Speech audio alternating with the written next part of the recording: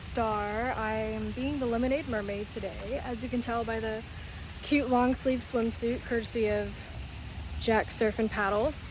Love them, very cute stuff. And we're here at a pool in December in Florida. Even though we're in Florida, it's still pretty chilly. Well, today I'm going to be doing my PADI Advanced Mermaid certification. Well, starting it anyway. It's going to be today and tomorrow. And I'm going to let her explain what we'll be doing today.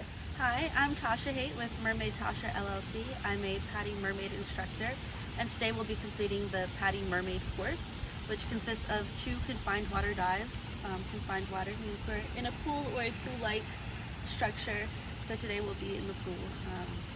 We'll be doing a little static apnea, we'll be doing some mermaid safety swimming, learn some cool bubble tricks, lots of fun stuff for today. And then there's the hot tub for when we get cold. Oh yes, the important hot tub. Because even though we're in Florida, the pool gets kind of cold, so the all-important hot tub. So here is all the gear that we're gonna need today. Have the bifins, the monofin, the Astroglide, my favorite, because I have to get into this diving suit and the material is kind of rubbery. You need a way to slip up in there. Snorkel, goggles, Tasha's cute little poster, banner, there, that's the word. And she has pink and blue. Mine's just blue and gray. She's ahead of the game on the color scheme.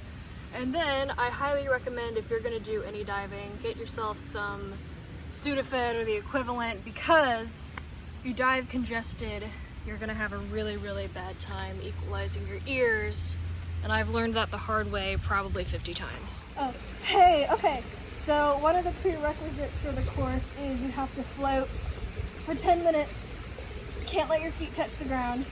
So that's what we're gonna do. We're gonna float for 10 minutes and we're just gonna relax. Yeah, so one of the very first things that we're going to complete in our PADI Mermaid course is a dolphin kick, which is the basic technique of how a mermaid swims like a dolphin with her legs together in what's called a monofin. So with your dolphin kick, your hands are going to come up by your ears in that streamlined shape like we were doing with our diaphragm exercise earlier before we got in the water. So when you have your hands up like this, your hands are actually going to be your steering wheel. So if you point them down, you're going to go down. Point them up, you're going to go up. Same thing with left or right. It basically, your hands are going to guide where you're going because your body is all in that one streamlined process. When you have your hands up like this and you're streamlined, and even if you're not swimming with your hands up, but we always want your hand up so that way you don't accidentally bump into anything, and you have that better direction as to where you're going.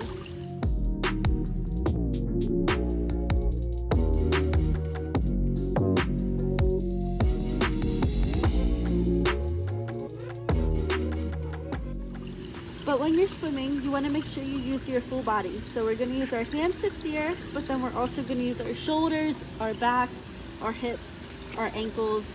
Our entire body is going to form an S shape, a nice S shape throughout the water.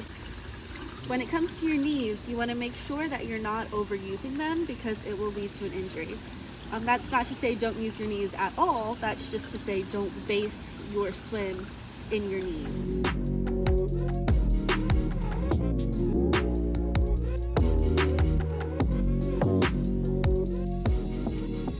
But rather than doing that inchworm shape, you want to instead do more of a wave shape, more of an S shape.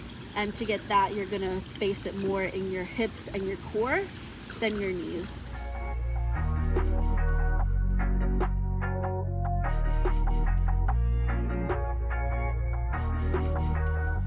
Okay, and now we're gonna do some floating in our monofin. So 2 minutes of just floating, just to see if you can do it in the fin.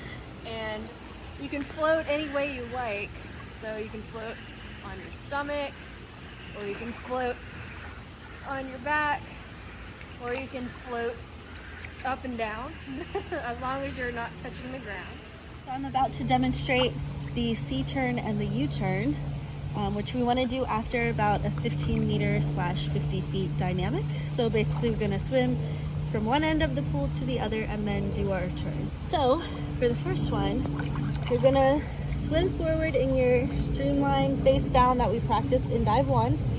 And then you're gonna basically walk up the wall into your backwards face up swim that we also practiced in dive 1 earlier today. And then for the second one, you're gonna swim face down, dolphin kicking of course, to the wall and turn yourself around and then continue face down in the same direction.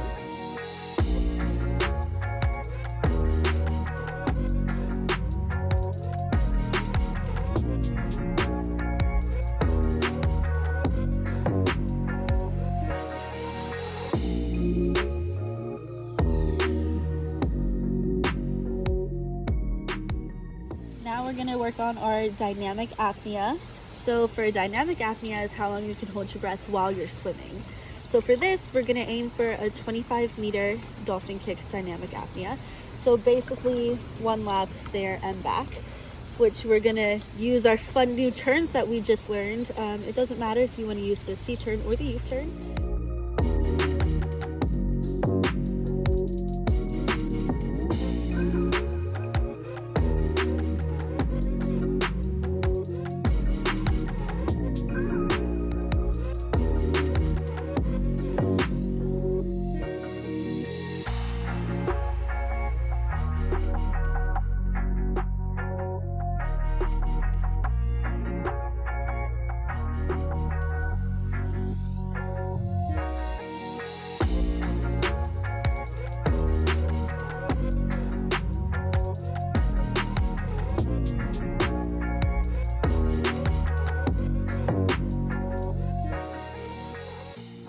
Trick that we're going to learn is called a exhale descent.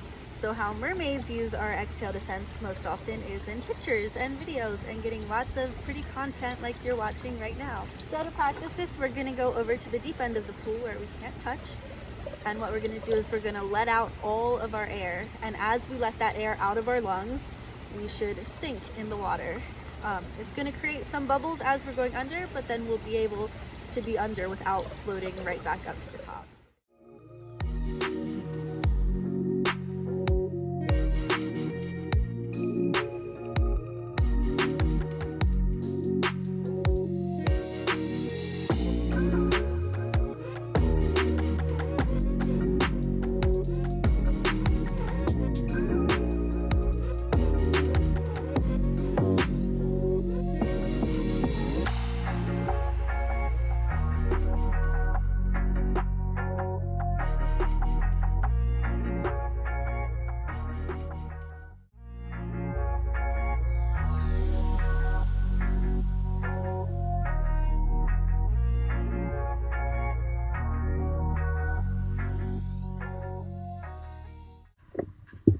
When people are surfacing is when they're most likely to experience an LMC or a loss of motor control. So now we're going to demonstrate how to rescue someone that experiences an LMC at the surface. She's kind of jerking her arms around, jerking her legs around. She can't get face out of the water, and her snorkel's not in her mouth.